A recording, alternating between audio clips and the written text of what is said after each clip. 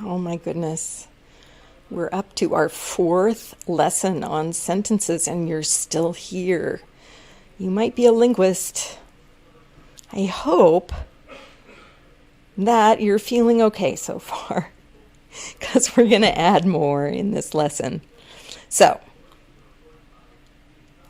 we've talked about, oh my goodness, we will have talked about parts of speech. I'm going to have to interweave another lesson between sentences 3 and sentences 4, right? Because we need to talk about parts of speech, and I haven't done that yet. But in the sentences 3 lecture, we've talked about 4 types of predicates, the 0 place, 1 place, 2 place, and 3 place predicates.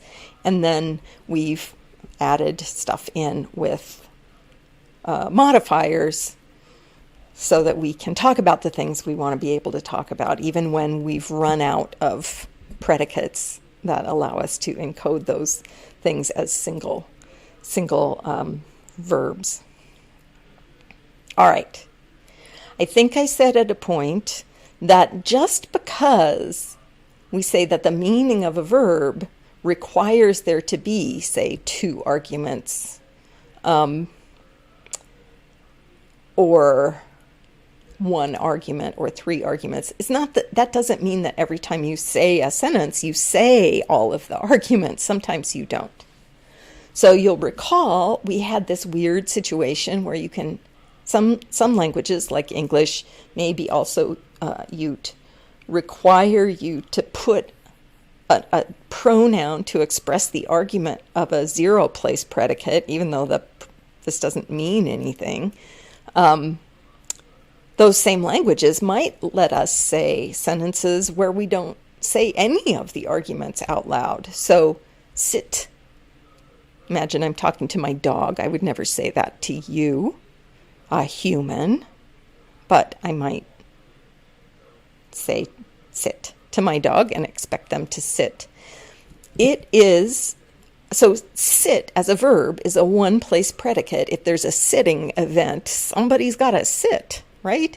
But when I say that as an imperative or a command, there's an implied second person subject, right? When I ask my dog to sit by giving her the command sit, it's the same thing as saying you sit. You sit. But I don't have to say you, right? Well, this is very common in languages. Not every language, but a lot of languages let you boss others around, maybe not politely, but grammatically, by saying predicates and leaving out the subject. And the reason we can do that in commands, also known as imperatives, is that that's the whole point of commands, is that we know we're telling the listener to do something. So the subject we know is going to be second person. And that can be easily retrieved from context, right? And I can't use a grammatical imperative in English. I can't say sit to and focus that on my dog and expect that my husband's going to sit. I can't use it to mean third person subject, sit, right? No, it's always second person. Lots of languages, including English, allow us to leave off the direct object of a transitive or 2 place predicate. So it's very common in English that we'll say things like, I ate. And you know that if I say I ate, well, I did eat something.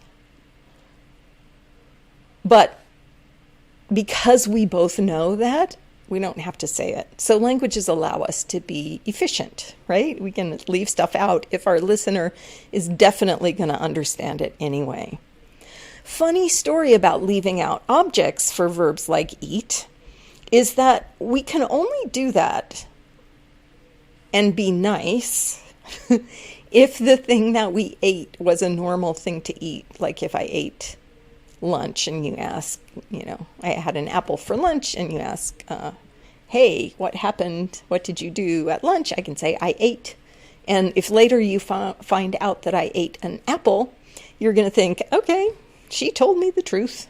That's fine.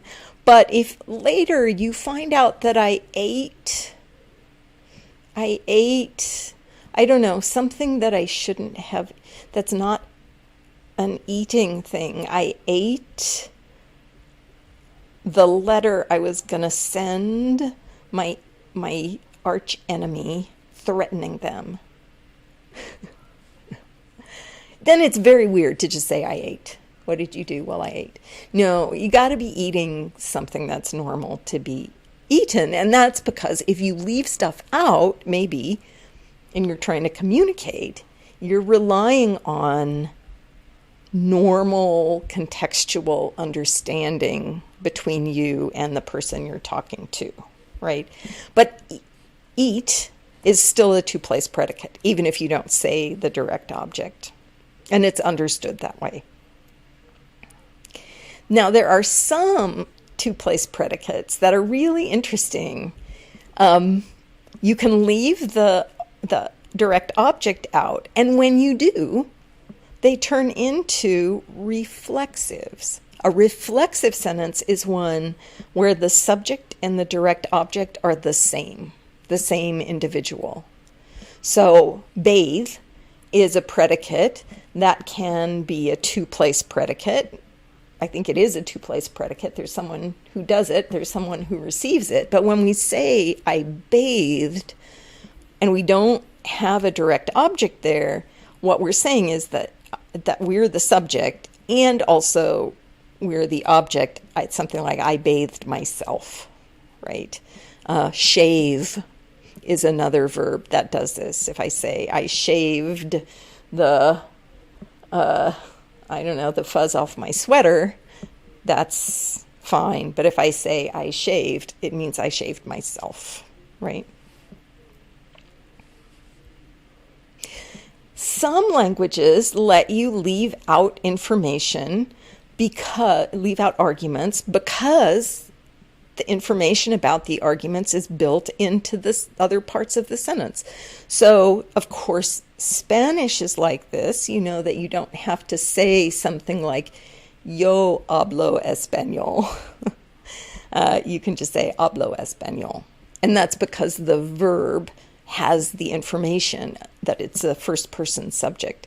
Well, Spanish is great, but we, of course, also love other languages, and this is an example from Tahona A'adam, where we can say chipkan o ga'uhi. That means the woman is working, but if I just want to say he, she, or it is working, I can say chipkan o. And this o it's an auxiliary verb. It's the verb that means is or was, but it's in its third person subject form. So I know who's doing it. So I don't have to say the full noun phrase, right? So that's very common in languages. We can omit arguments when the information about them is already built into the grammar of what we do say. Lots of languages also give us little recipe books for ways we can omit arguments and systematically kind of mess with things.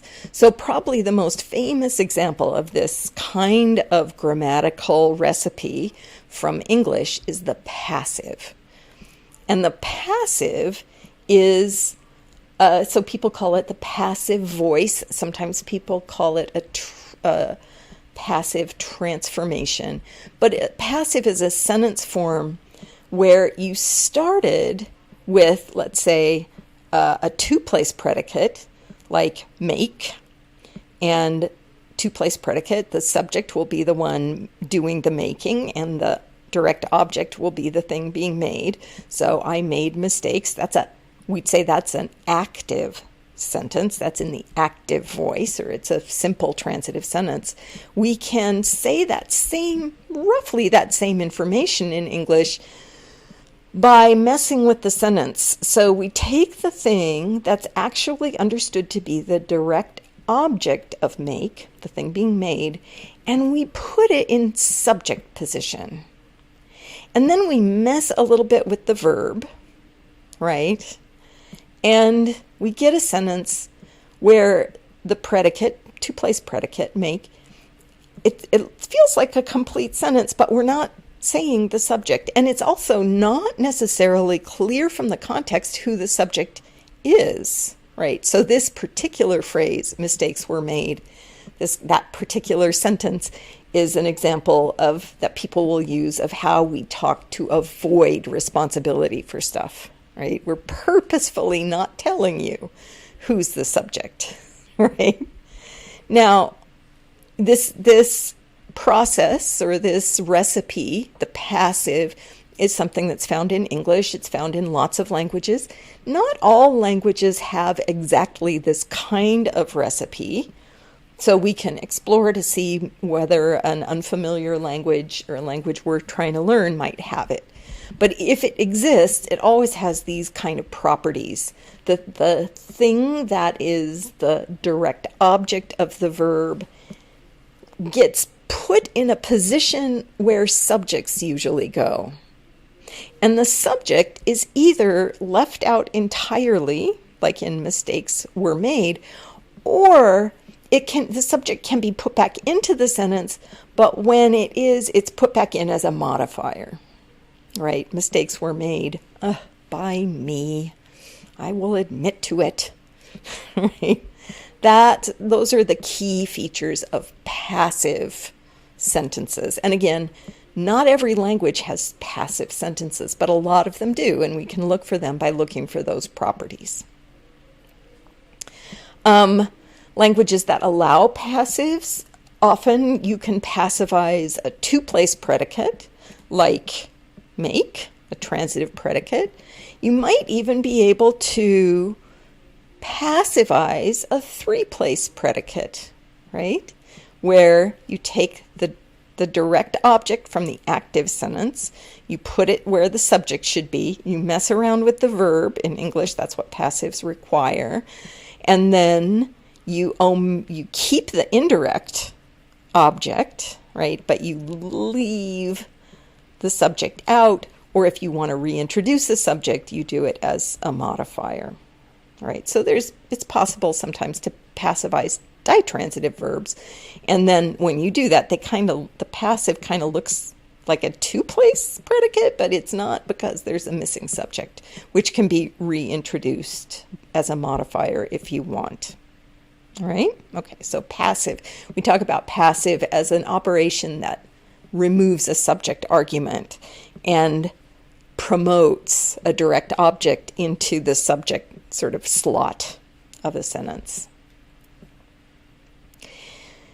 One-place predicates generally aren't passivizable, at least not in languages like English. If you try, I think what you have to do is you have to add an extra dummy verb, right? But if you know your language has a passive recipe and you want to try it out on a one-place predicate, that'd be cool. See if you can do it, right? It would end up looking something like that.